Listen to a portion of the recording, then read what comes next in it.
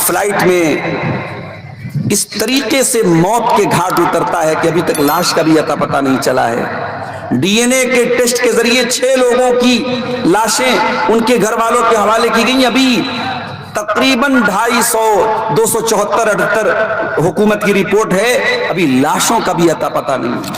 Doctor Vijay Rupani साबिक वज़ीर आला, जो 1206 को अपने लिए बहुत लकी नंबर मानते थे, उनकी मौत भी 12 जून को 106 को होती है। 12 जून को इस प्लेन हादसे में उनकी मौत हो जाती है। बड़ी कहानियां जुड़ी हैं इस हादसे से। एक लड़की जिसका नाम छवि चौहान है, वो फ्लाइट पकड़ने के लिए आती है। भूमि चौहान वो फ्लाइट पकड़ने के लिए आती है और ट्रैफिक में फंस करके 10 मिनट लेट हो जाती है। वहां उसको एयर इंडिया वाले नहीं जाने देते कि नहीं साहब, गेट बंद हो गया है, बोर्डिंग क्लोज हो गई है। और वो बेचारी अफसोस करती है कि ये मेरे साथ क्या हो गया, मेरी सारी प्लानिंग बर्बाद हो गई, सारा पैसा मेरा बर्बाद हो गया।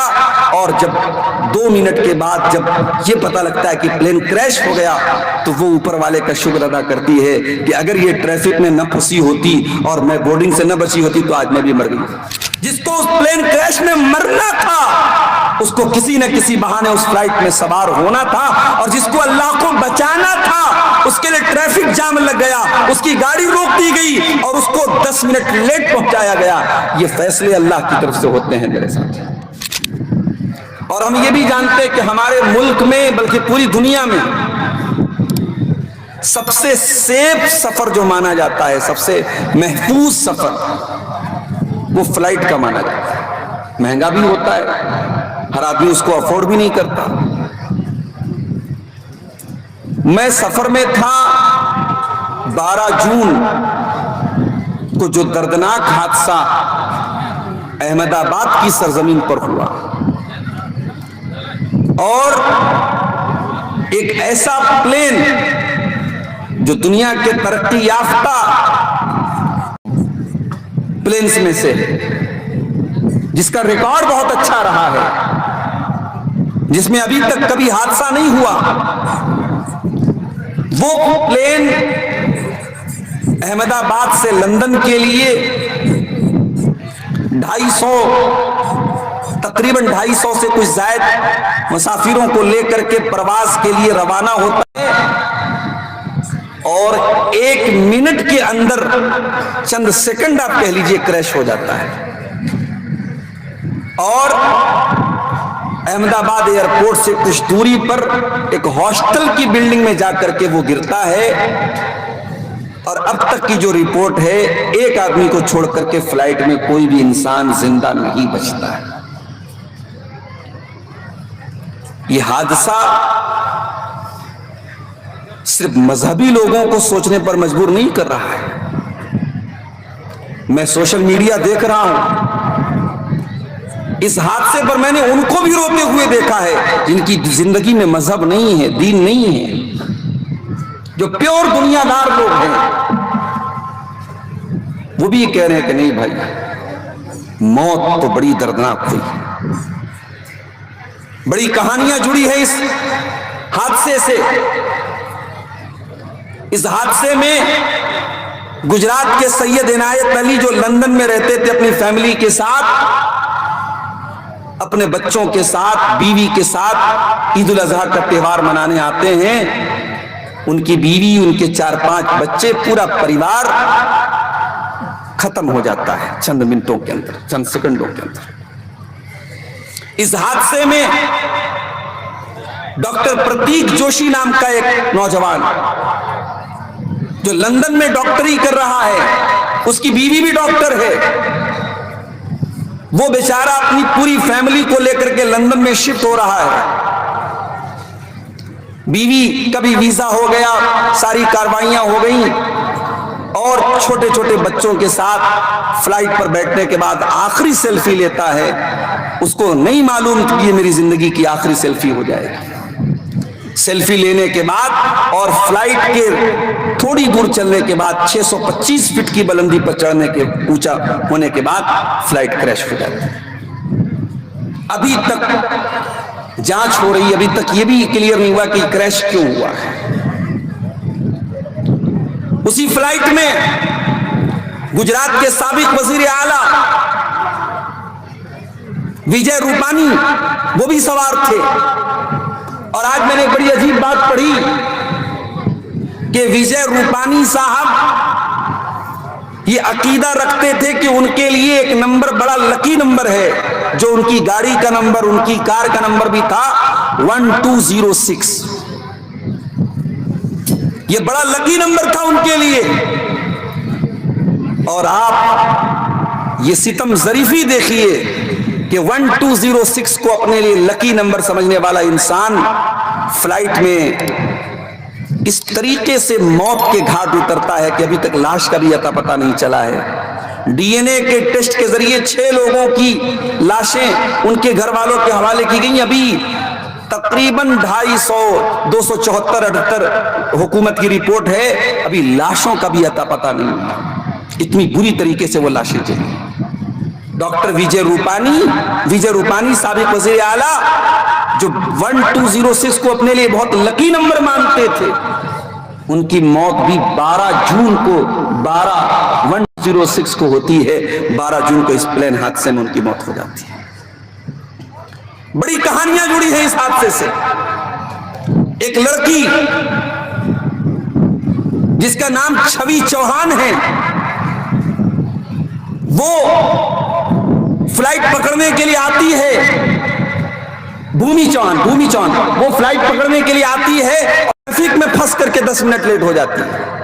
वहां उसको एयर इंडिया वाले नहीं जाने देते कि नहीं साहब गेट बंद हो गया है, बोर्डिंग क्लोज हो गई है। और वो बेचारी अफसोस करती है कि ये मेरे साथ क्या हो गया, मेरी सारी प्लानिंग बर्बाद हो गई, सारा पैसा मेरा बर्बाद हो गया। और जब 2 मिनट के बाद जब ये पता लगता है कि प्लेन क्रैश हो गया, तो वो ऊपर वाले का शुक्र अदा करती है कि अगर ये ट्रैफिक में न फंसी होती और मैं बोर्डिंग से न बची होती तो आज मैं भी मर गई। ये हादसा मेरे भाइयों एक मुसलमान होने की हैसियत से हमें और आपको भी सोचने पर मजबूर करता है। ये कोई पहला हादसा नहीं है। टाइटैनिक जहाज भी जब डूबा था तो उस जहाज के बनाने वालों का यह दावा था दुनिया के सबसे तरक्की याफ्ता पानी का जहाज है, मगर डूब गया, मर गया, उसके मुसाफिरीन मर गए।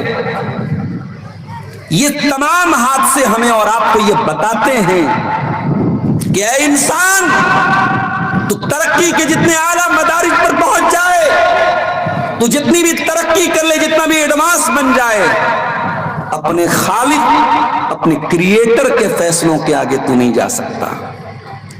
इस कायनात को कोई चलाने वाला है, कोई क्रिएटर है, कोई सस्टेनर है, कोई रचना का रचनाकार है, इस सृष्टि का सृष्टिकर्ता है, इस क्रिएशन का क्रिएटर है। उस अल्लाह को मत भूलो। ये पैगाम देते हैं ये हाथ से दुनिया वालों। मैंने न्यूज के अंदर ये भी देखा, प्लेन क्रैश के मलबे से हिंदू मजहब की एक किताब जिसको हम श्रीमद् भगवत गीता कहते हैं, मीडिया वाले उसको भी शो कर रहे हैं कि ये किताब, सारी लाशें जल गई हैं, सारा मलबा जल गया है, लेकिन हिंदू मजहब की ये किताब है जो पूरी तरीके से सेफ है, ये किताब नहीं जली है। मीडिया में कुछ लोग उसको ये जाहिर करने की कोशिश कर रहे हैं कि ये इसका मतलब कि ये किताब भगवान की किताब है, ऊपर वाले की किताब है। मेरे प्यारे भाइयों, किसी की आस्था, किसी के अकीदे पर मैं सवाल उठाने वाला कोई नहीं, लेकिन हमारा अकीदा सुन लो मेरे प्यारे भाइयों। हम ये नहीं कहते कि यहां कुरान को आप रख करके पेट्रोल डाल करके अगर जला दे तो कुरान नहीं जलेगा। हम कुरान की सच्चाई की दलील इस बात को नहीं मानते कि कुरान आग में नहीं जलेगा। हम तो कुरान की सच्चाई की दलील इस बात को मानते हैं कि कुरान ने जो बातें बयान की हैं, कुरान में अल्लाह ने जो बातें बयान फरमाई हैं, वो बातें 100% ट्रुथ हैं, सच है, वो हक हैं और कयामत तक हक रहेंगी। कुरान की किसी बात को कोई चैलेंज नहीं कर सकता। ये कुरान के सच्चे होने की दलील है। ये मिरेकल, ये चमत्कार कि कोई किताब न जले। भाई ऐसे तो देखिए आप उस फ्लाइट में तकरीबन 275 लोग सवार थे, एक आदमी बच गया, एक आदमी जिंदा बच गया। और मीडिया वाले बाकायदा कह रहे हैं कि वो इमरजेंसी एग्जिट से निकल करके बाहर आराम से निकल करके आ गया, उसके बदन पे हल्की फुल्की चोट आई है, बिल्कुल सही सलामत। तो किसी इंसान का बच जाना इस बात का सबूत नहीं है कि वो बहुत बरकत वाला हो गया, अल्लाह की कुदरत है। किसी किताब का हो सकता है, वो किताब फ्लाइट में कोई लेके गया हो सकता है जिस हॉस्टल वो फ्लाइट जाकर के लड़ी थी उस हॉस्टल में वो किताब रखी हो। और इस तरीके के वाकयात तो पहले भी हुए हैं, कहीं आग लगी मस्जिद में और कुरान करीम का नुस्खा सेफ रह गया, महफूज रह गया। हम वहां पर भी कुरान अगर नहीं जला है तो हम उसको कुरान की सच्चाई की दलील नहीं मानते हैं, हम कुरान की सच्चाई की दलील, कुरान के दलाइल को मानते हैं, कुरान की बातों को मानते हैं, कुरान के प्रूफ्स को मानते हैं। इस हादसे ने हमको ये भी बता दिया, कुल्लु नफ्सिन ज़ाइक़तुल मौत, हर नफ्स को मरना है। फ्लाइट पे सफर करने वाले को भी मरना है, ट्रेन पे सफर करने वाले को भी मरना है। मौत को इससे कोई मतलब नहीं है आपके बच्चे कितने बड़े हैं, आपकी बीवी की क्या जरूरत है, आपके घर वालों की क्या जरूरत है, आपने क्या क्या प्लानिंग करके रखी है, मौत को इससे कोई मतलब नहीं है। हत्ता इज़ा जाअहदहुमुल मौत, मौत अपने टाइम पर आएगी, एक लम्हा भी आगे पीछे होने वाली नहीं है। जिसकी मौत जहां लिखी है वो मौत वहां आकर गिरेगी। जिसको उस प्लेन क्रैश में मरना था उसको किसी न किसी बहाने उस फ्लाइट में सवार होना था, और जिसको अल्लाह को बचाना था उसके लिए ट्रैफिक जाम लग गया, उसकी गाड़ी रोक दी गई और उसको 10 मिनट लेट पहुंचाया गया। ये फैसले अल्लाह की तरफ से होते हैं मेरे साथ। इंसान को अल्लाह ताला ने इतना दिमाग दिया है, मगर मौत कब आएगी और कहां आएगी ये एग्जैक्ट इल्म अल्लाह ताला के अलावा किसी को नहीं।